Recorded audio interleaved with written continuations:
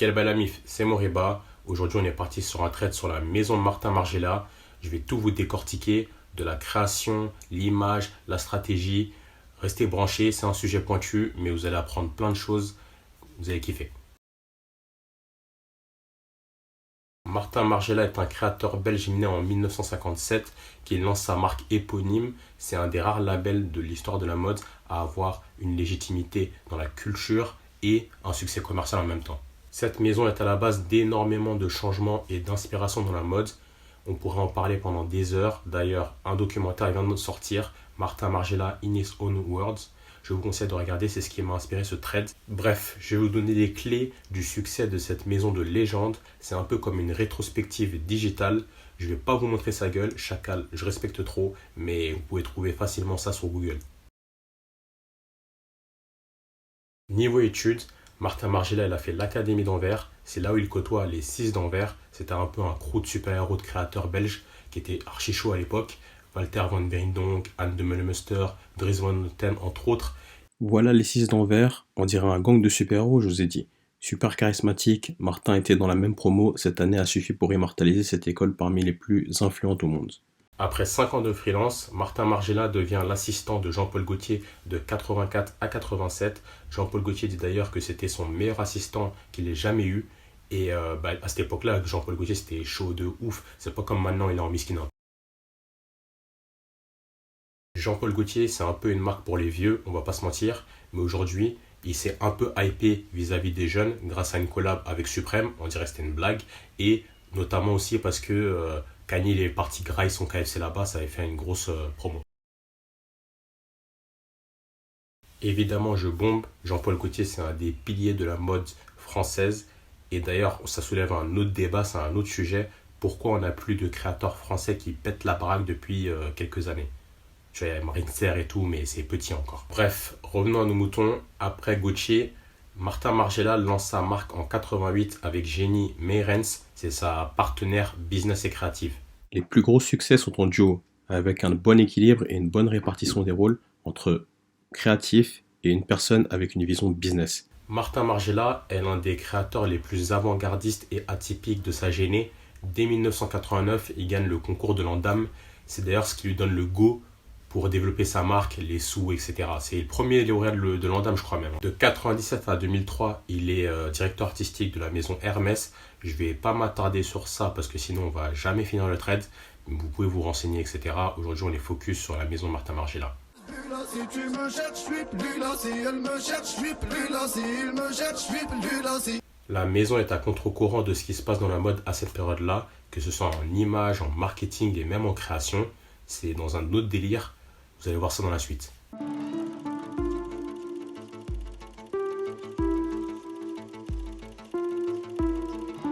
You know, it's pretty smart to be the Greta Garbo of fashion. And by not showing his identity, I think that Martin Margiela became more exciting. People wondered what he was like. There was a mystery that surrounded him. Martin Margiela est le créateur le plus secret de la mode. Zéro photo, zéro interview. Il répond genre aux questions par fax, lui d'ailleurs ou son équipe, en répondant toujours de manière impersonnelle. Il n'existe que très peu de photos sur internet de Martin Margiela, excepté les photos qui ont été prises dans les années 80 au début de sa carrière. Et d'ailleurs, le premier show par exemple de Martin Margiela, il est sorti saluer avec toute son équipe. L'invisibilité et l'impersonnalité est cultivée depuis le début, ça fait partie de l'ADN de la marque. Martin Margiela ne parle jamais en son nom, il parle toujours en nom de l'entreprise. Une partie de la presse et des haters disent que l'anonymat, c'est une stratégie marketing. Or, l'équipe Margiela se défend en disant qu'ils se battent contre une certaine commercialisation et veulent surtout mettre en avant les vêtements et non les personnes qui sont derrière. Alors que la marque connaît un succès au milieu des années 90, Martin Margiela décide de se retirer du public en contradiction avec ce qui se passe dans la mode à cette période-là où tout le monde est en mode célébrité, quoi. I don't like the idea of being a celebrity. Anonymity is very important to me. Mais évidemment, c'est comme PNL ou Daft Punk, c'est pas tout le monde qui peut se permettre d'agir de cette façon. Il faut un talent, une vision à laquelle on ne déroge pas et c'est très dur. Cette attitude se retrouve dans la marque.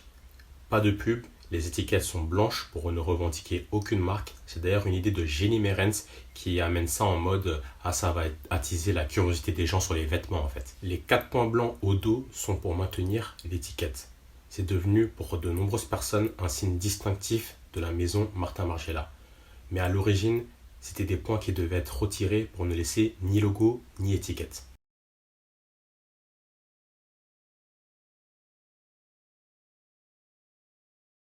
La couleur blanche est choisie pour son caractère neutre et indéfini. On la retrouve à peu près partout dans l'univers de la marque. We were growing very fast. There are different needs in the fashion world, and I'm not sure I can feed them.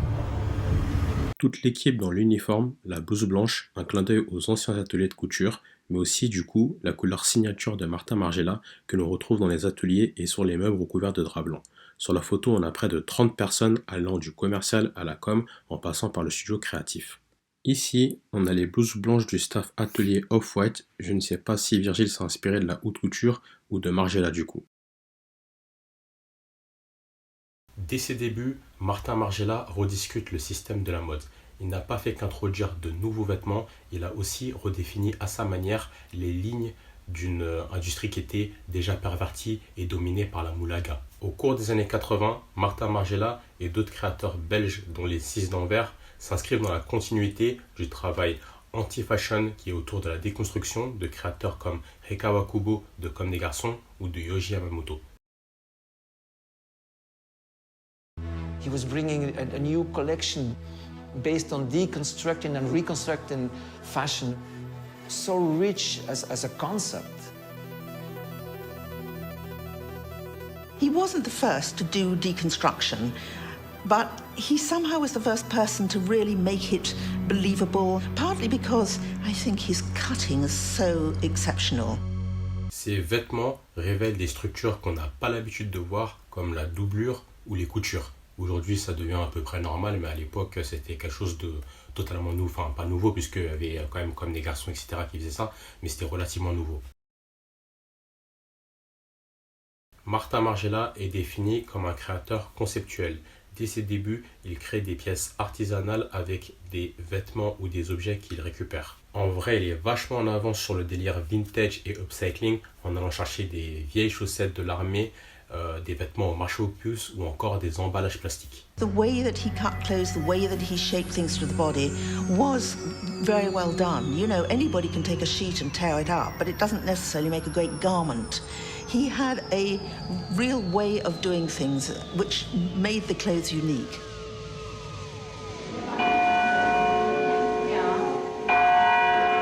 Dans la suite, vous avez un super extrait qui explique en quelque sorte l'origine de son esprit créatif. C'est un de mes passages préférés. I met his mother a few times. One day she was explaining to me, you know what I like to do so much, and I do it, she says, is I buy furniture secondhand and then I change it. I repaint it, I put it together differently and so on. And without saying a word, I thought, my God, this is exactly what your son is doing with the garments.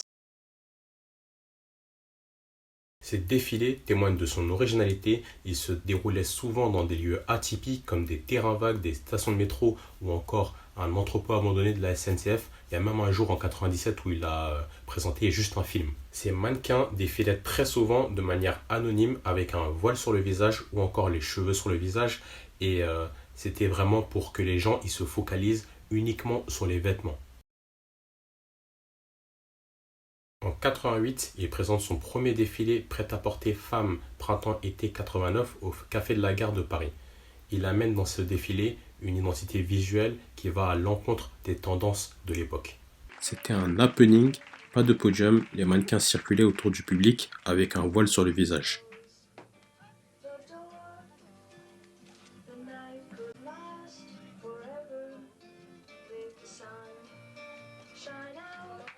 Dans le même défilé, il va faire marcher les mannequins dans de la peinture rouge de manière à que ça laisse des pas et il va se servir de ce résultat pour l'incorporer dans sa prochaine collection. Le défilé printemps-été 90 de Martin Margiela est un game changer. Pourquoi ? Parce qu'en gros, il fait le défilé dans le 20e, Bon, aujourd'hui tu te dis ouais, calme, tout ça, mais à l'ancienne, c'est comme si tu disais aux gens de la mode d'aller voir un show à Sevres.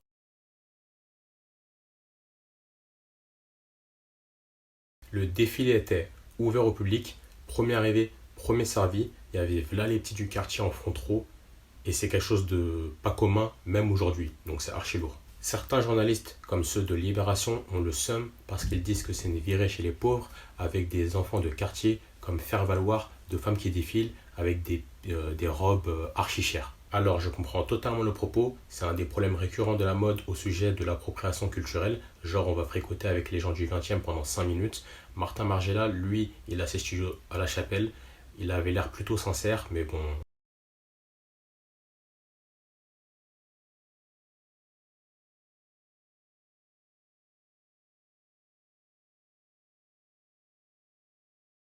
Présentée en 1988 pour la première fois, la botte Tabi est l'une des pièces emblématiques de la maison Martin Margiela.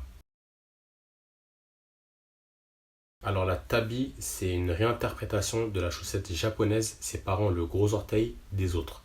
Cette bottine est réinterprétée chaque saison et elle est faite de manière à que on se sente pieds nus sur une semelle à talons.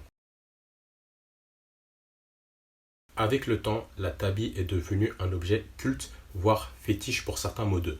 Elle a un revival en 2018 et c'est devenu genre la paire à avoir pour ceux qui savent.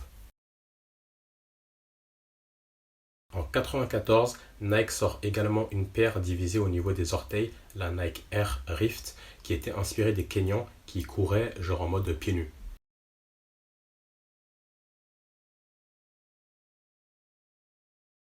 Margiela est également un adepte du trompe-l'œil. Dès 1988, il présente un haut couleur peau avec des tatouages.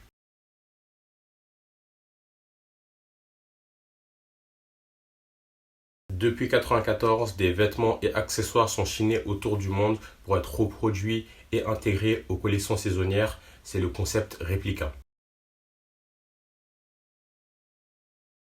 L'itération la plus populaire de ce concept, c'est la German Army Trainers qui est reconduite et retravaillée chaque saison. Le concept va s'étendre en 2005 avec les parfums réplica. Chaque parfum fait référence à une image ou un souvenir de l'histoire de la maison.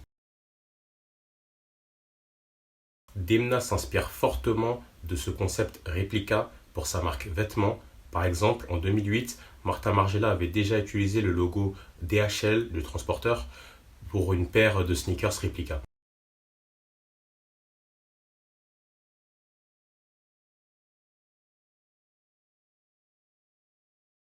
Martin Margiela est aussi connu pour son talent de tailleur. Il amène de nouvelles carrures, des plus cintrées, des plates, des plus larges.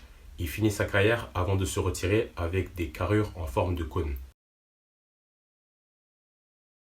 En 1998, la collection Platz voit le jour. C'est une collection femme qui explore les formes et la géométrie des pièces. Ces pièces qui, quand elles ne sont pas portées, apparaissent totalement plates.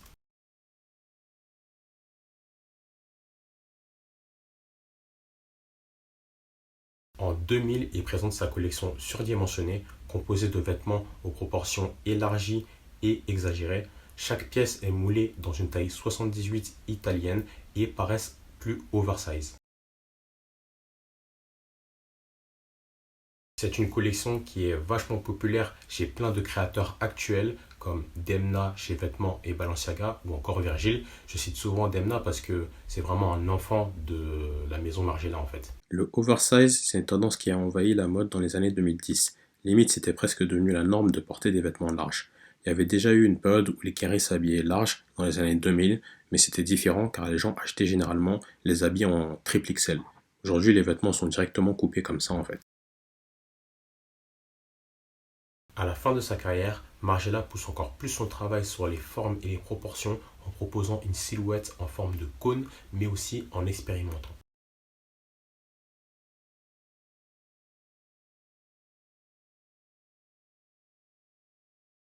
La source d'inspiration première est la haute couture qui sera déclinée ensuite en plusieurs lignes de 0 à 23. On y retrouve autant des vêtements pour femmes, hommes, de la bijouterie fine, des chaussures, des objets, des parfums, etc. L'étiquette immaculée, donc toute blanche, est remplacée par la série de numéros de 0 à 23 avec le numéro entouré qui représente la pièce correspondante. C'est malgré tout plus recherché et intellectuel que la plupart des marques sur le marché. Ça donne une sensation d'appartenance bas de fort, mais ça rend aussi la marque difficile d'accès. En 97, la ligne 6 dédiée à la mode contemporaine féminine voit le jour.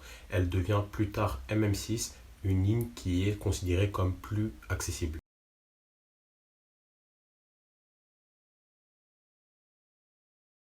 En 2006, la maison devient membre de la chambre syndicale de la couture avec sa ligne 0 appelée artisanale. Chaque pièce est travaillée à la main dans des ateliers parisiens à partir de matériaux retravaillés, trouvés, recyclés ou bruts. La maison obtient l'appellation haute couture en 2012. L'Incognito est une paire de lunettes lancée au défilé printemps-été 2008. Elle est dans l'esprit d'anonymat de la maison et connaît un gain de popularité parce que des stars comme Pharrell, Amber Rose ou encore Paris Hilton la portent. Bien avant ça, Martin Margiela mettait des bandes noires sur les yeux des mannequins. Ces lunettes s'inscrivent dans la continuité de ce délire-là.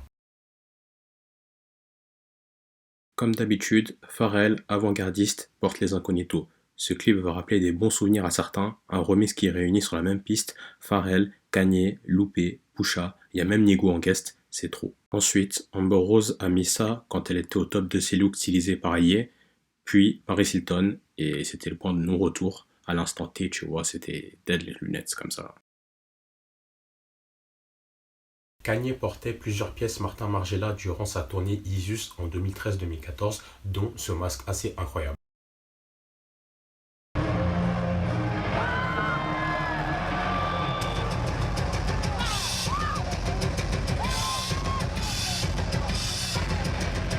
En France, Easylit décide de faire de ce masque sa marque de fabrique en termes d'anonymat. Ça colle totalement avec l'esprit de la marque Maison Martin Margiela du coup.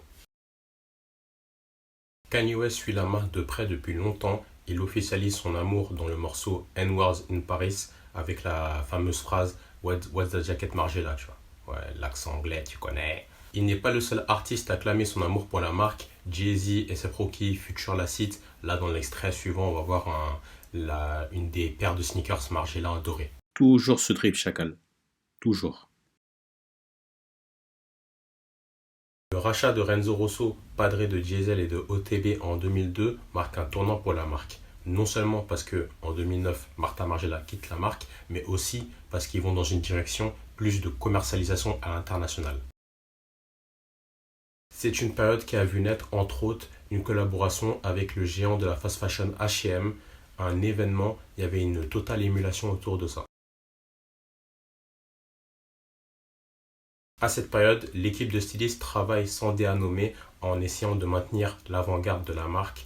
Demna est dans cette équipe de stylistes justement de 2009 à 2003. Demna, c'est le créateur de vêtements et qui est maintenant DH et Balenciaga, tout ça. En 2014, John Galliano prend la tête de la direction artistique de la maison Margiela après son passage à vide suite aux propos qu'il a tenus chez Dior.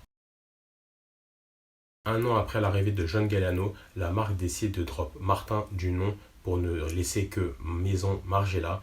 Elle garde malgré tout les codes et l'ADN de la marque, même si on ne voit plus par exemple l'anonymat dans les défilés. Les puristes disent que l'esprit Margiela n'est plus, j'ai du mal à contredire, mais il faut reconnaître que John Galliano, il a donné un second souffle à la maison avec son côté provocateur et aussi son talent. Faut dire, il a fait 10 ans chez Dior et il était acclamé comme le surdoué de la mode. Ça, c'est une des pièces artisanales sous John Galliano qui avait connu un certain retentissement pour la printemps-été 2017. Il y a même eu un moment viral aussi, grâce à la démarche orchestrée, évidemment, du mannequin Léon Dame en bottes à talons.